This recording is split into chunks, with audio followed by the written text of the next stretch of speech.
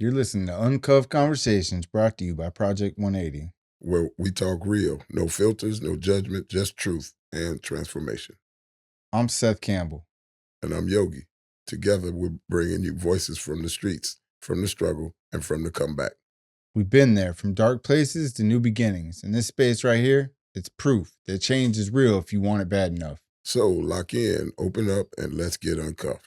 Yogi, before we get started, let's give a big shout out to Max Shoe Studios. Oh yeah, we have to do that. Man, they've been so accommodating, and I imagine we all are super appreciative of everything they've done for us. I think the word special is appropriate. Yeah, it's been special working with these guys and with the things they've done for us. Yeah. With that, happy holidays, right? Definitely. I hope we all had a good one. Man, it feels good to be back. I tell you what, we were on the way over here, and I was like, man, I can't wait to get back in this seat, right? Like, it feels like it's been forever, and it hasn't. It's only been a couple weeks. I know it, but man, it's been a long couple of weeks, man. You know, with holidays, and it feels like I've had like 6 weekends since we were here last. So I'm super grateful to be here. But with us today, who do we got, yo? I think we got Slick Rick. What's up, Slick Rick? What's up, yo? What's up, bro? Thanks for joining us, man. Thanks for having me. So where do we start with Rick here? Well, it's Uncuffed Conversations, right? So let's might as well just let him open it up. Yeah, man. Tell us about you, Ricky. Where'd you start? Like, what happened? Where are you from? I was born in upstate New York, little town called Hornell, and my mom moved me and my sister down here when I was, I believe, 7 or 8. So like me and my sister, we have different dads. So like my sister's dad was around for a few years growing up. But you know, he also dealt with addiction and was in and out of jail and prison. I remember times we would go to the prisons to go visit him and stuff when we were younger. So my dad, he was married and had a family when my mom had me. So like he wasn't really in the picture growing up. I would go over there on the weekends. But he was like a deacon at a church up there. So like literally like the whole weekend would be in the church most of the time. And you know, like being that young, like it definitely would get bored quick. You know what I mean? Like we literally be there all day long. So there's, I mean, it so my mom was going, she went back to college to get her degree because like the town is like super small, and I'm assuming that she's seen that there wasn't going to be a future there if she stayed. And so like all of her side of the family lived down here in Florida. So when she graduated college, we ended up moving down here so that she had that support network to be able to help her with me and my sister. Yeah, because I bet you were a handful. Yeah, for sure. Rascal. That's funny. So like you say that, I can remember like a vivid memory. So we lived in the upstairs apartment of this 2-story house. Like there was a downstairs one and then upstairs. And so it was like a gas furnace that was the heater for the house, and the glass had got broken out, the face of it.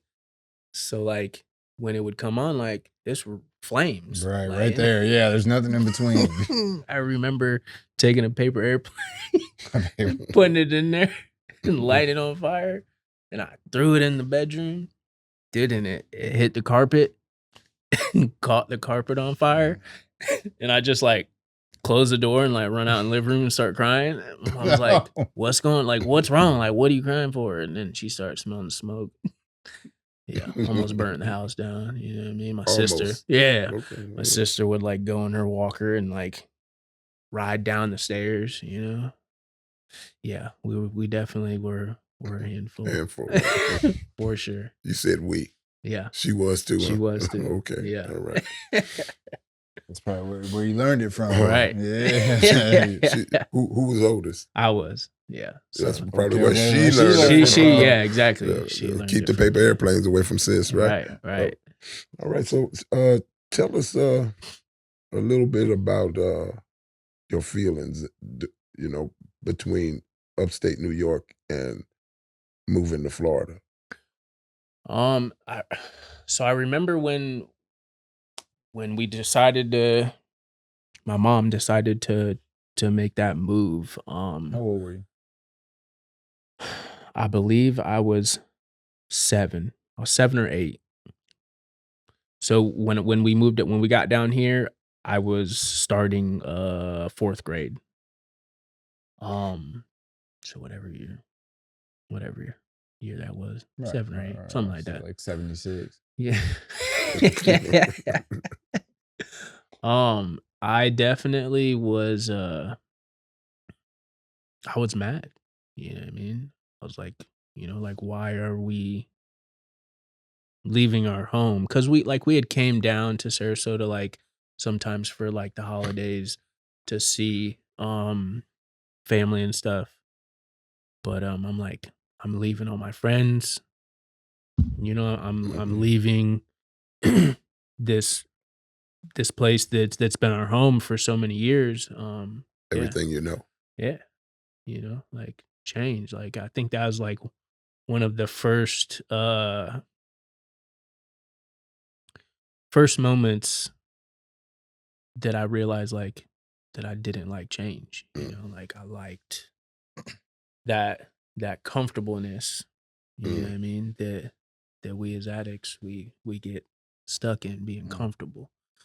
So like I definitely acted out a lot.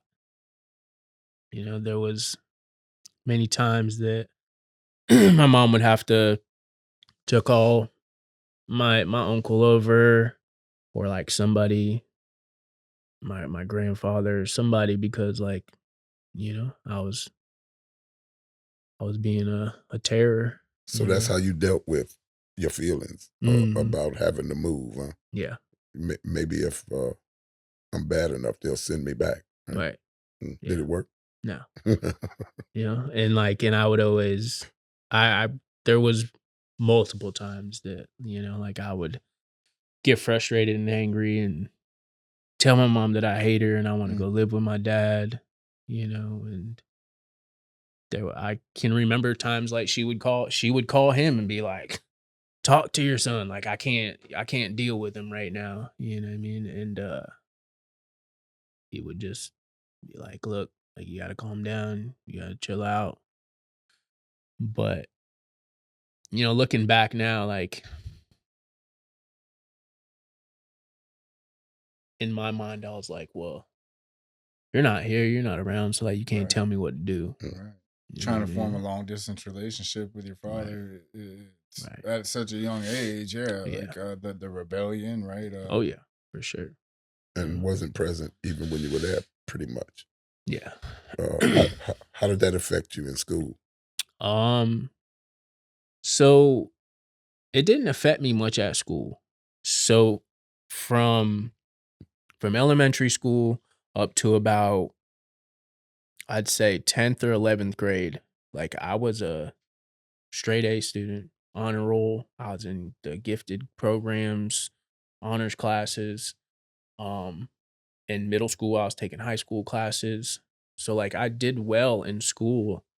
It was mainly at home with like trying to fit in with and find the group of friends that accepted me. You know what I mean? Like that's I think that a, the feeling of being abandoned, like definitely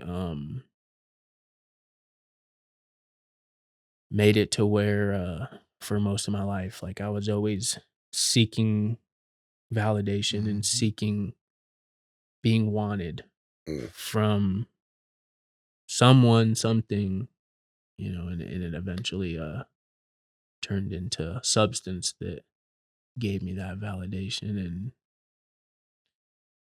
yeah. I get it, man.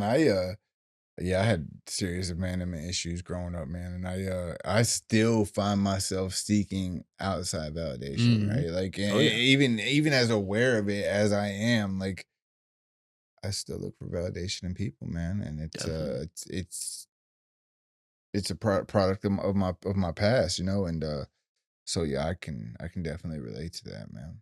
And I think us as humans, like I've heard Kat say it before, what I mean? Like we seek connection. Mhm. So like, like there is some type of I'm sure there's some type of like healthy validation that you could obviously gonna seek from your peers and people around you.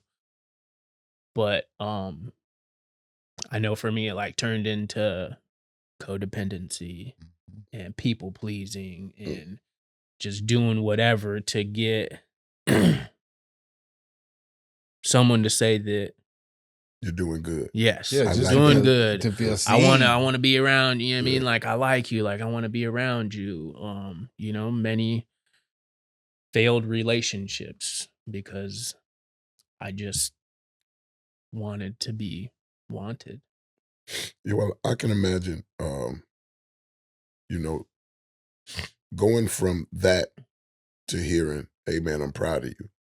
You know, it's there's a thin line between what validation we seek Mhm. and what validation is healthy. Mhm. You know, when I talk to guys, I let them know, man, it's okay to tell yourself I'm proud of myself. Mm. Right. So self validation is just as important as anything else. For sure. So when you I'm taking it, it was in high school, late in high school, Mhm. when things took the turn. Huh? Yeah. Oh yeah. Um I think the first time that I smoked weed was had to have been right after like ninth grade. Um and so I started the first time I did it, like yeah, I was just like, oh, I got super high and it wasn't fun, It never you gets know you what the I mean? first Mhm. time. Right. First time. Bro, we go back for more. Right. Be You know like, what I mean? why? I was like, maybe if I try it again, like it won't be like how it was. But yeah, so I ended up um all of the guys that I hung out with in the neighborhood, like we all just did it together, started together and it just came into a daily thing that we did. We'd do it before school, you know, one of us would pick up the other guys and we'd ride to school smoking. And then once that started, like I just like said screw everything, Mhm. like stopped going to school. I was skipping school more now. And I remember so I was trying my hardest like my 11th and 12th grade year because like I didn't want to go to school, I I wanted to go and live life Do and your thing. do my thing, and so I was trying to get like OJT because a friend of mine had OJT, so like he would leave at noon, go to work, you know what I mean, be able to work, and I ended up getting in that for my classes my senior year. So I'd leave at noon and go to work. But when I would go, I'd go to like, because I think like second period would be when they would mark you if you were for your attendance. So as soon as I would, because his senior year, he was leaving after first period. Mm. And so I was like, well, like I'm just gonna go and get marked with my attendance and then leave with him. And my senior year, my guidance counselor calls me and he's like, listen, like you're not gonna graduate. Like you don't have enough credits.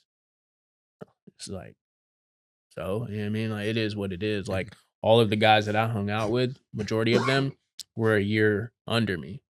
So I'm like, so you know what I mean? Hang it out is a what it little. is. Like I'll Only graduate with back a all year. them then, you Yeah. know what I mean? I'll graduate next year or whatever. But I did some thing that they had going on that year to where like if I took the GED test, I would still and passed it, I would get my high school diploma. So I ended up getting my diploma. But once I got out of high school, dude, it was like Balls to the wall, so to balls speak. to the wall. You know, I was in a relationship with this girl that she was in a really bad car accident when she was like 16. And so like she got like a big settlement. And once we both turned 18, it was off the chain. Mm. Yeah. So in retrospect, when you look back on your high school and the decisions you made, I'm not going to ask you the obvious. You know, would you have made them? Right. I'm going to ask you what decisions about the decisions you make today based on those decisions. Tell us about that. Tell us how, looking back on those decisions, how those decisions influences your decisions today. So like today, like I feel like my decisions that I make, like so my decisions and my choices that I've made my entire life has given me what I've gotten my entire life. So like I knew that like something had to change this time around. And so like actually like working a program and doing some step work with my sponsor and stuff, like I've became a person with integrity. You know what I mean? And I if I say I'm gonna do something, then I do it today. You know what I mean? Like I complete things, unlike when I was younger and just like didn't care. And I don't I don't want to say that I was oblivious to uh like the real world, but I just wanted to do what I wanted to do when I wanted to do it. You just didn't care. Right. And didn't care. Didn't care about anything, anybody. And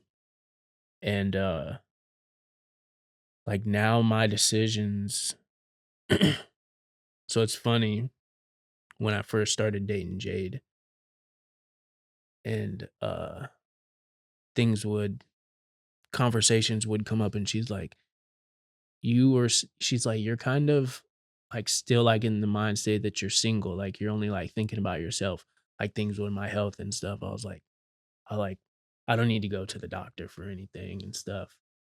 Or like at work, like doing crazy things that they want done that could potentially, you know what I mean, like make it so that I wasn't here anymore. And so I definitely my my mindset today, it's not all about me. You know what I mean?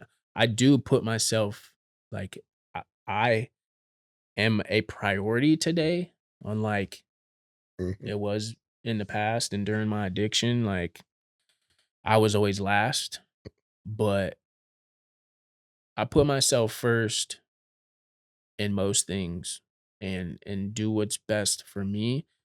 But I also incorporate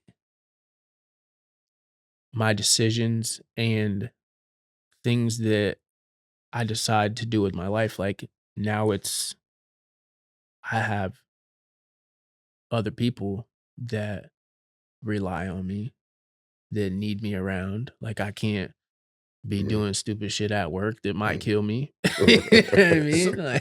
So I noticed you said you live with integrity today, right? And all I can think about is I still got a fan that needs to be hung up. But listen, all seriousness, man. Like you got me there. So give me the raw shit, man. Like the nitty gritty, bro. Like you smoked crack, didn't you? Yeah, I did. Okay. So Where we at? Like give me the cuffs, man. When the cuffs go on, what got you to this point? Okay, so after it was probably like after I turned 21, that girl that I was dating, that got that settlement. We'll call her settlement. Yep. She so like she had, her elbow was like all metal. So like she was able to go to get pain meds from pain management.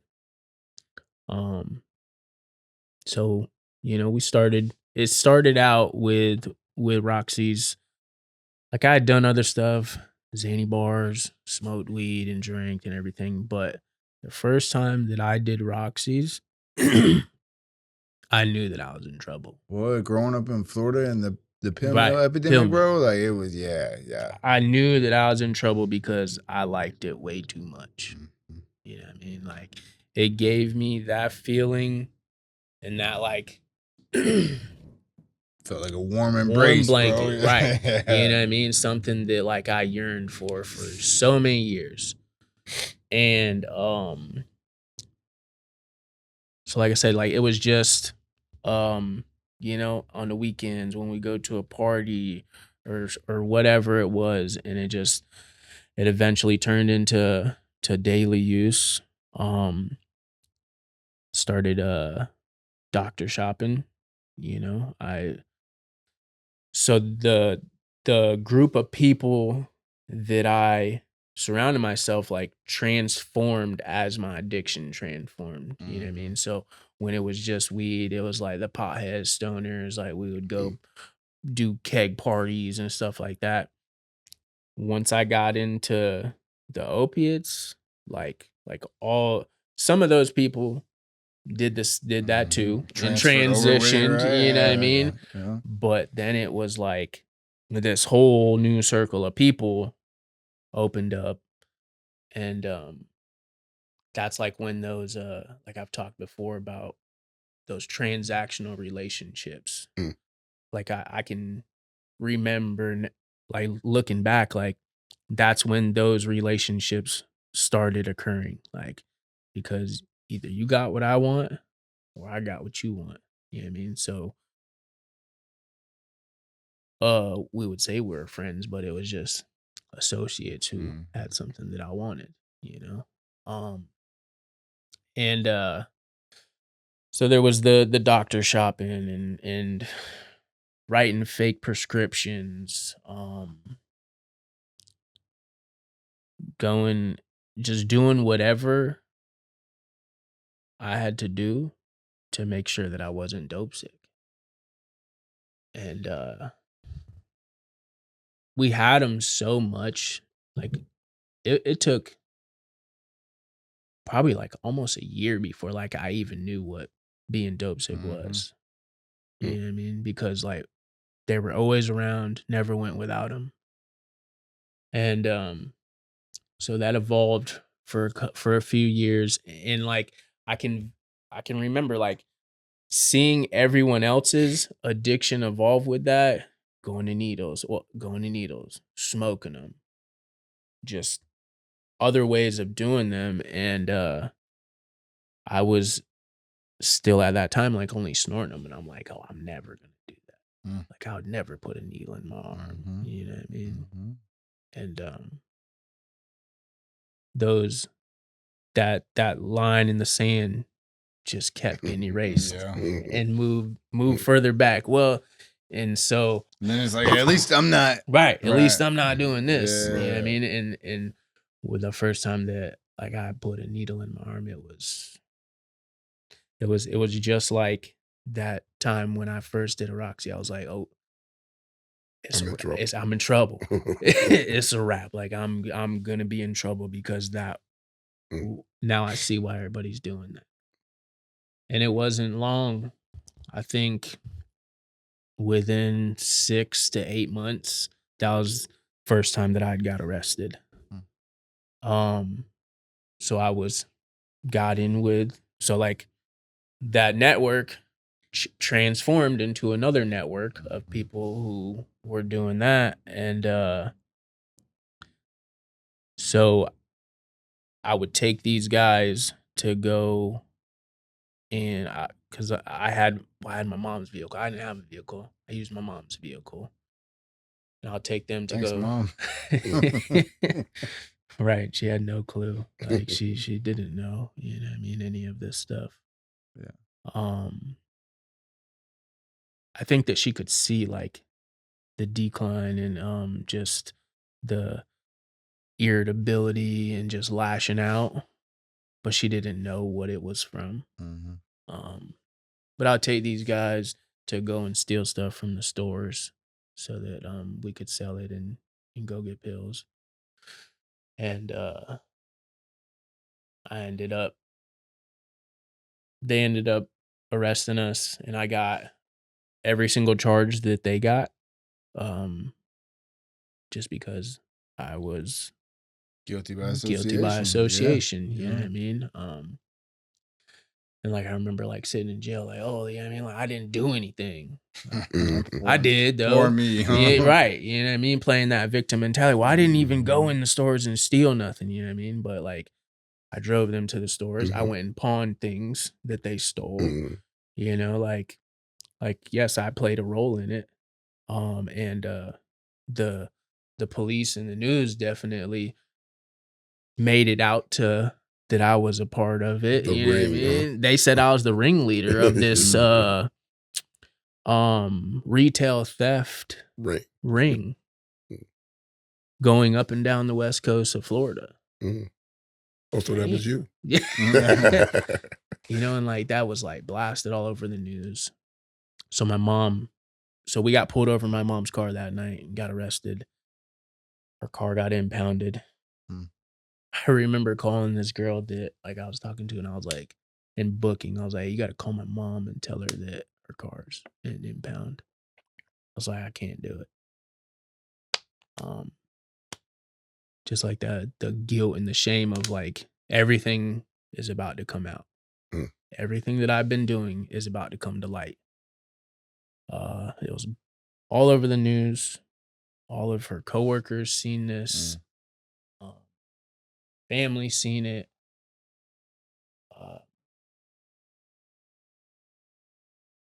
You know, it's her son is now labeled a junkie. Yeah. And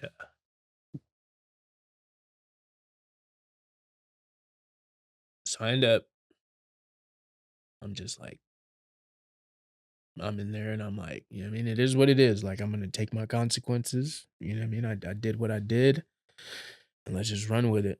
See what happens. She ended up taking a loan out, personal loan, and paying for an attorney. And so I should have went to prison with all the charges. You know what I mean? I think I had like 12 felonies. The first time I've ever been in trouble. Like I definitely starting to feel the weight of it, huh? Yeah. You know, like I definitely scored out and should have went to prison. He ended up getting downward departure, and that was the first time that I heard about going to rehab or treatment. So I ended up getting sentenced to Viper and shout out Salvation Army, CRP. Right. CRP. And in probation afterwards. And it's kind of messed up how it all happened, because so the bunch of us that got arrested at that time, everybody, we all like admitted to everything that we did, right? Of course, yeah. First time, man. And like me being naive and never like not knowing anything with the legal system and stuff, I was coerced into going on the stand against my co-defendants. You know what I mean? And I remember specifically like telling the lawyer, like no, I'm not doing anything like that. Like I've told you guys everything that I've done, you know, like I'm not doing that. And they've already told you too. You know, so like that was a huge thing of now people trying to say that being labeled as a snitch. Like I didn't snitch on anybody.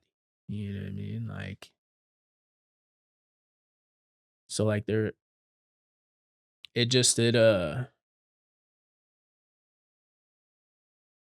don't know. It was,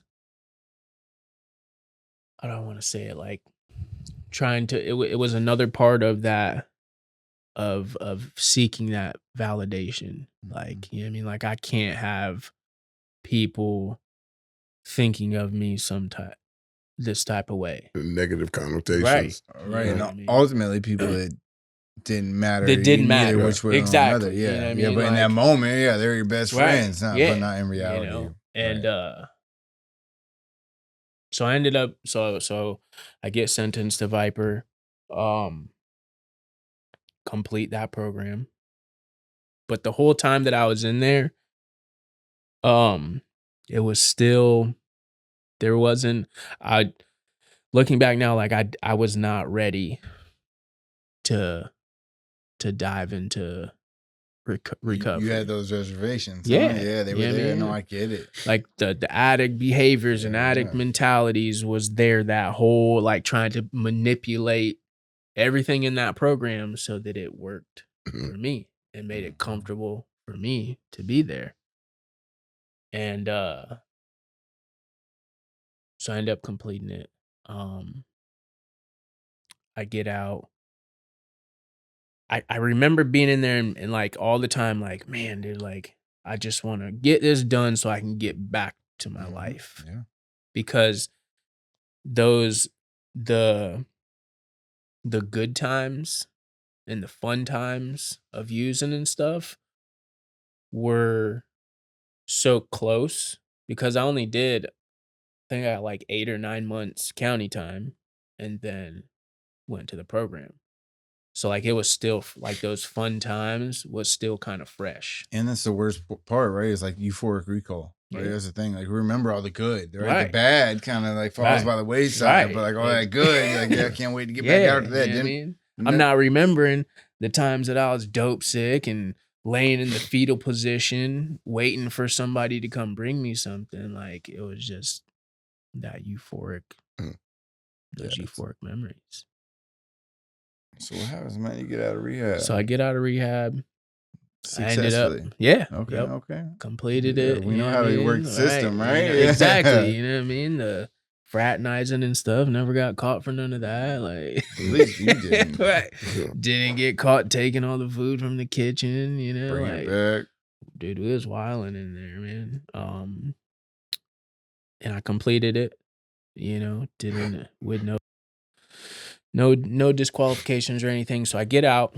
I end up getting a good job doing construction. First time I've ever had a real job in my life. Yeah, I mean, I worked at like McDonald's and Arby's when I was in high school. OJT, right? But this was like, and from high school until this time, I'm 29 at this time, so 18 to 29, like it was middleman and selling dope, selling pills. So like that's right. I don't need a job. Right. Yeah. Right. I can't. What if I'm sick? Yeah, I can't do it. Yeah, exactly. You know what I mean? Like I'm gonna be a dope boy. I'm important. I'm gonna be like Young Jeezy and them. You know? Rap music has ruined the world. Right. You know? Certainly ruined you. So I get this job doing construction with guys that I actually grew up with. went to high school with. Like, they were successful, like owned businesses and had been doing construction since they got out of high school. You know what I mean? Like that. They like went this way and I went this way. So, I come out, look at me.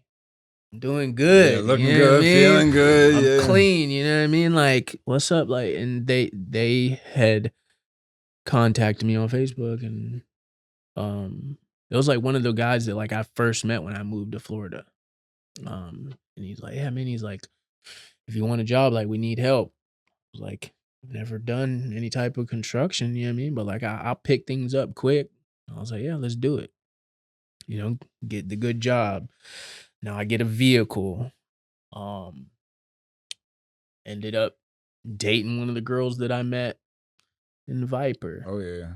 Listen, I used to refuse to go to a rehab if it wasn't co-ed. Right. Right. If I couldn't meet like the person I was gonna be with for the rest of my life with 30 days clean, I wasn't going. Right. Yeah, I get it. Yeah. So like things where I started accumulating all these things back. You know what I mean? And that definition of success that I thought success was starting to happen. And wasn't working a program. You know what I mean? I remember my sponsor. So I had gotten a sponsor when I was in Viper just because that's who everybody else had as a sponsor. It was easy. Right. Like, I know you'll say yes. Exactly. You know what I mean? And like, so he's like, you going to meetings because we were working out of town all week for weeks at a time. He's like, are you going to meetings? And I'm like, nah, like all the excuses. Like, I can't make it. I'm busy. Listen, we're working 16-hour days. Like, I'm not going to make it to a meeting. He's like, well, if you can't make it to meetings, then I can't be your sponsor. So like built a huge resentment. Like, all right. That, you know what I mean? Yeah, and I was just like, that victim mentality. Right. Yeah, screw it then. I don't need to do nothing. I'm good. I got this. I got me. I got this. You know what I mean? Yeah. So a few months in, I'm like, I need to celebrate because like I'm doing well. You deserve. Right. I deserve. I deserve to have a Friday out at the bar. You know what I mean? And that relapse happened with alcohol. And it was just weekends for a few months. Every time I would come back in town, go to the bars with a group of friends and stuff. Right, like the group of people that I was at the Sally with. You know what I mean? We all would go out and drink. And then ran into somebody at the bar one night and he's like, what's up, man? Going back and do a bump? Thought you never asked him. Right. You know what I mean? Of course. Like, and it all started again, and I had lost some things, but like it wasn't quickly like losing things. You know what I mean? Ended up switching jobs. That's when I started doing electrical work. Once I had finished, because I completed probation. Man, that's a miracle. Still getting high. You know what I mean? I'm getting high and completed probation. Even caught new charges down in Key West because we were working down in Key West and I got caught for undersized crawfish because we were lobstering with my boss. And yeah, man. Okay. Like, so I got early termination on the probation, completed that. And then it really was like, screw it. Off the races, Right. gone. Yeah. Like now I'm going back to smoking crack and on the weekends. And doing pills on the weekend. Like that's not possible. Just on the weekends, weekend warrior. Right. It was every time I'd come back home, come back in town, like, oh, I'm gonna go and do these things, and then go away for a week. Go out for a week, make a bunch of money, right, and come back and then blow it all. So like turned into that revolving door. never-ending cycle of. And so when I moved to switch to doing electrical work, like I was deep into addiction again. And like I didn't think that anybody knew, you know. Of course, we never do, right? Like, but unfortunately, everybody sees it in us before we see it. You know what I mean? Like, I'm stealing wire and stuff from work, and like having to leave all the time so I can make it to this early, so I can make it to the scrapyard or whatever it was. Be able to go make some moves over here, middleman something, so I can get what I need. And so that was like 2017. I didn't get arrested again until just recently, 2023. So like it was this long span. Yeah, you had a nice little run there, right? huh? You know what I mean? Like being able to maneuver and like not feeling unstoppable. Right, exactly. You know what I mean? Not being in the police face, none of that stuff. Like it was feeling like I'm flying under the radar. Exactly. It's just a matter of time. I got a quick question for you. Yeah. I don't mean to cut you off. No, but where's your family in the grand scheme of all of this? You know, you wilding. Right. And you feel like nobody knows you wilding. Right. So where are they in there? If we're gonna like be completely like 1,000, like my mom enabled the shit out of me. And like I said, like she didn't know what was going on, the exact extent of all of it. Like she knew that I had relapsed. She didn't know what I was doing. She seen the signs, she seen everything. And because I was living with my mom all this time. And so like I was barely ever home. Like I lived there, but I would like come home late, sleep, and be up for work and gone. So like there wasn't much time that like I was ever there for confrontation. Right.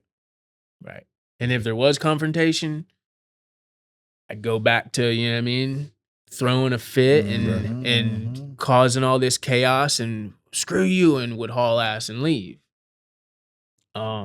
So yeah, so they were there, like I lived with them, but you weren't there. I wasn't there. You were absent, right? Yeah. You can't reprimand me if you can't find me. Exactly. Come in when you go to sleep, and I'll leave before you wake up. Right. Yeah. So tell us about the turn for the better. Tell us about where you go from here. So I finally get arrested in 2023.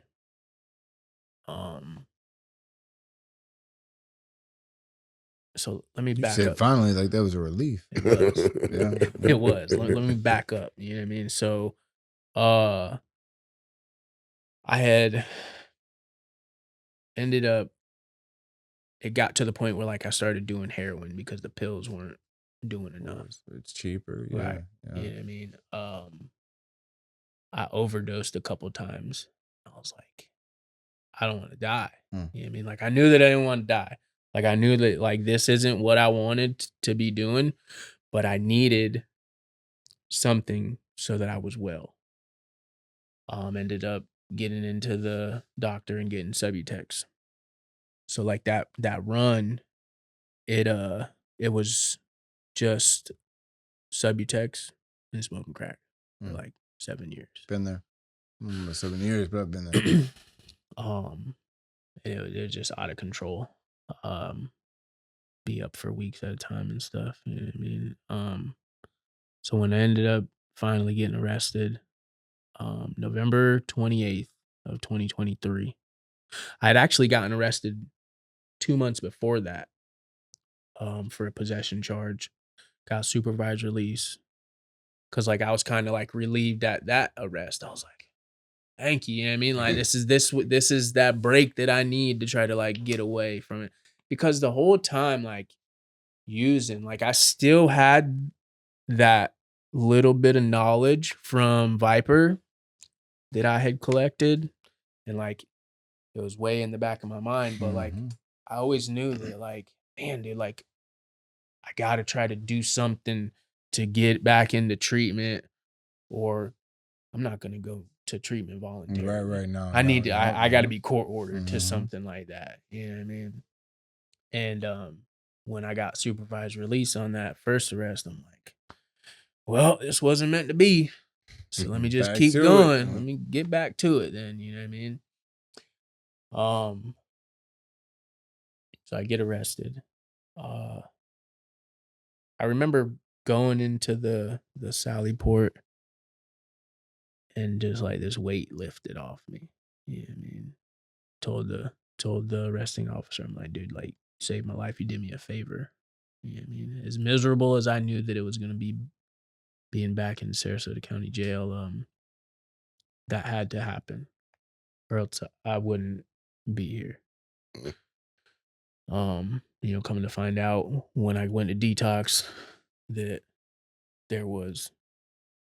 I tested positive for fentanyl because it was in the crack that I was getting.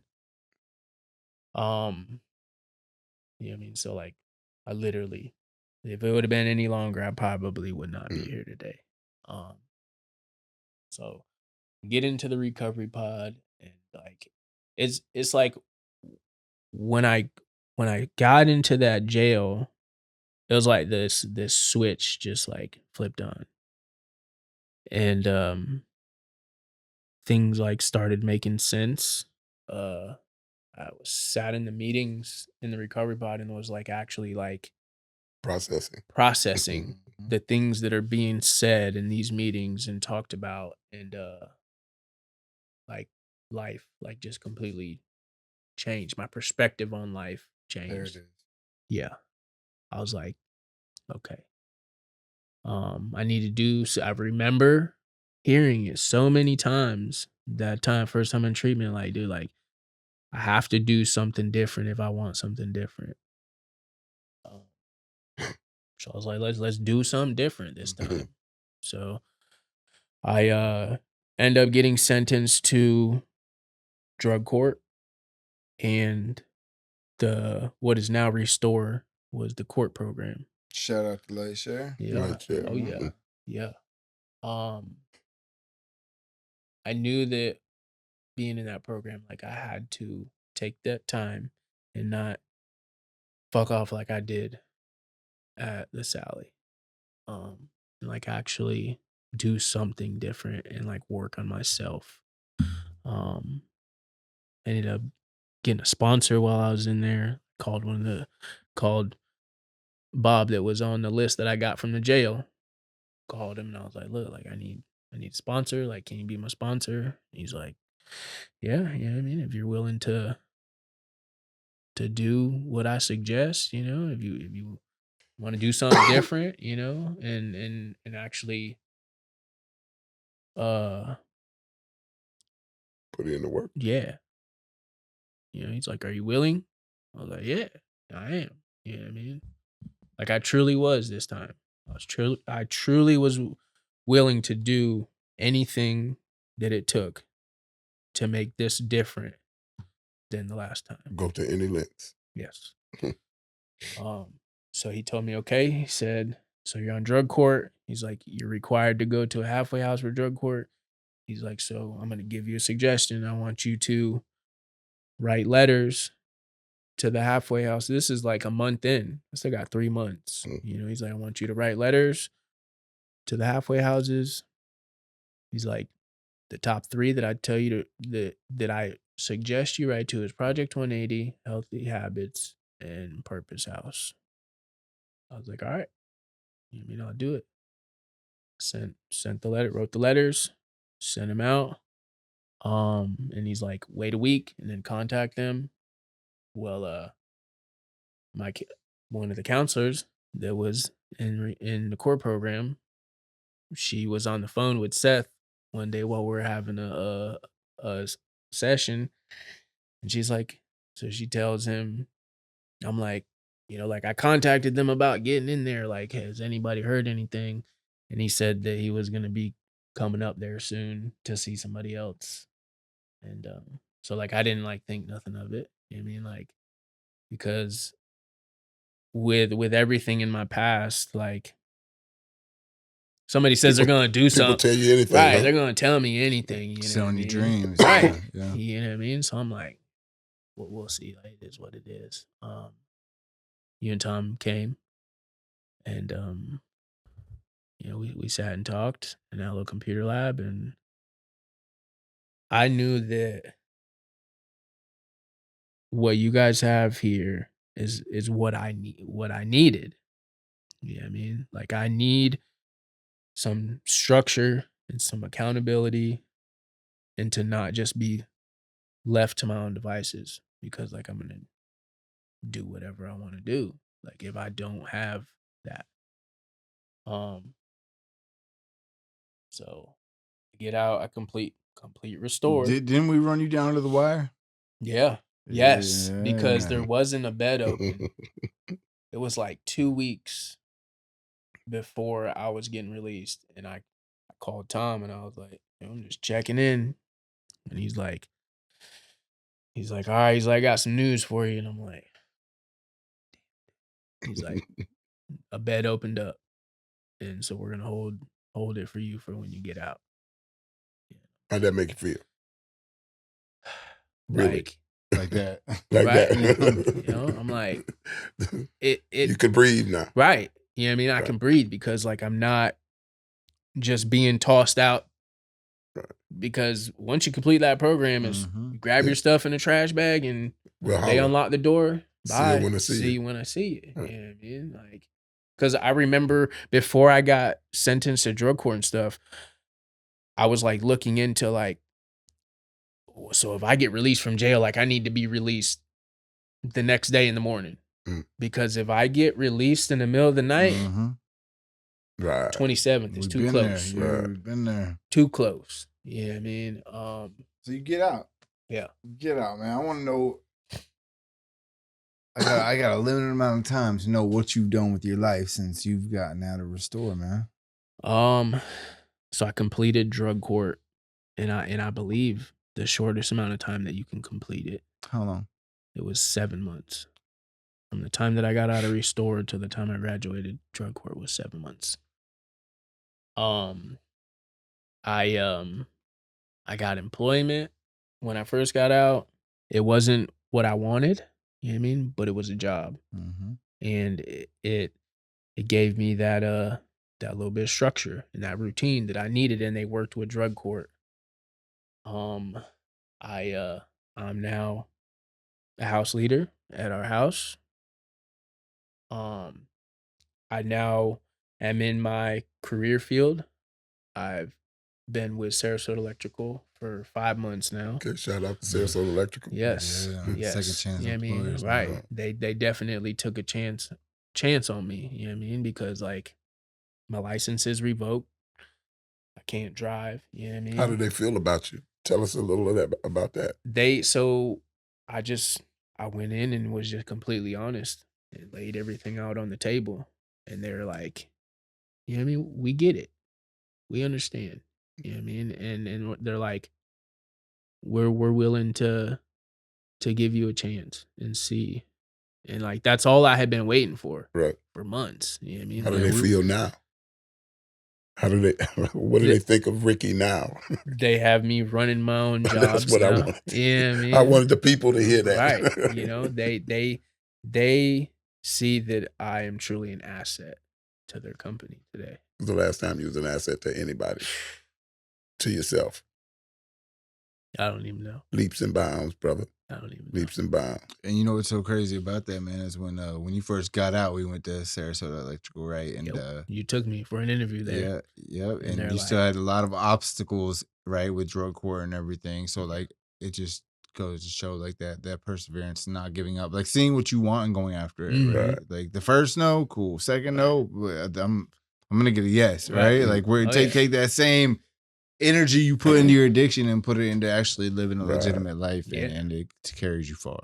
For sure. Right. And not only are you an asset to them, you're an asset to us as an organization, man. you do so much for Project 180 and show up and show out. You know, I don't think there's ever been a time where we've asked you to do something and you've said no, right? Not without good reason. Except for the fan. Right, the fan. I'm gonna get the fan up. Yeah, now you're definitely getting the fan. I'm gonna get the fan up, man. I'm gonna get the fan up. But yeah, man, you've come so far. Like, where'd you just come back from? We went to Cozumel for Thanksgiving. I was able to get a passport. Yeah, that's never thought that I would get a passport in my life. I still don't believe it. I think it's a fake.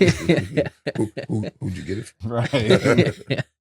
I went on a cruise, and I didn't think that would ever happen either. You know what I mean? I always thought like, well, like I have a record. Like I'm not gonna be able to do any of these things.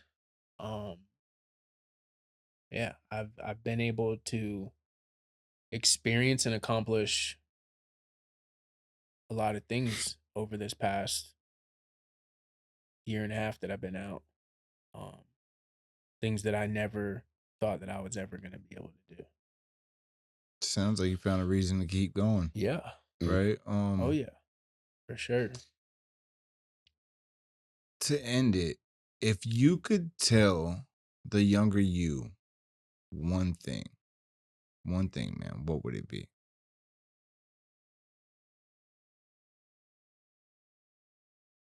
I have to love myself before